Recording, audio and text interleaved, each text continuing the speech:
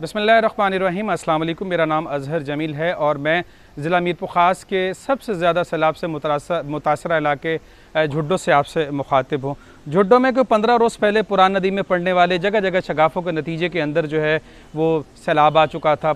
रिहायशी कॉलोनियाँ, तिजारती मराकज़, दुकानें जो है ज़ेर आब आ चुके थे और पूरा शहर इस वक्त भी मुकम्मल तौर पर डूबा हुआ है। 2 रोज़ पहले जो है जो मशरक़ी इलाका डूबा हुआ था वो मगरबी इलाका भी जो है वो सैलाब के बायस डूब चुका है। अल खिदमत फ़ाउंडेशन फ़लाही कामों में सरगर्म अमल है और हर वक्त जो है मुश्किलात में घिरे हुए लोगों के साथ रहती है। आप मेरे पस मंज़र में देख रहे होंगे कि अल खिदमत फ़ाउंडेशन की जानिब से जो सैलाब मुतासरीन हैं इस वक्त जो पुश्तों पर बैठे हुए हैं, सड़कों के किनारे बैठे हुए हैं और शहर डूबे हुए शहर में अपने घरों के अंदर महसूर हैं और मुकीम हैं और अपने अहले खाना जो हैं वो उनको किसी दूसरी जगह पर छोड़ चुके हैं। उनके घरों में 3-3, 4-4 फिट पानी है। उनके लिए इस वक्त अल खिदमत फ़ाउंडेशन की जानिब से जो खाना तैयार किया जा रहा है, आप देख सकते हैं कि ये उनकी जो है वो खाना उनके लिए तैयार हो रहा है।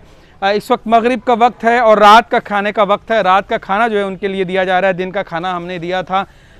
ये इस वक्त अल खिदमत फ़ाउंडेशन की जानिब से झुड्डो में किचन बनाया गया है मुतासरीन सैलाब के लिए। उसमें खाना तैयार हो रहा है और उनको जो है वो दिया जा रहा है। ये ज़रा करीब से ज़रा दिखा सकें, ये आपको चावल नज़र आ रहे होंगे, ये दम पे जो है लगने वाले हैं और ये दम पर लगे हुए हैं और वो देगे जो है उस तरफ तैयार हैं और खाना वहाँ उसके अंदर पैक भी है, जो मौजूद है वो खाना जो है वो पैक भी है।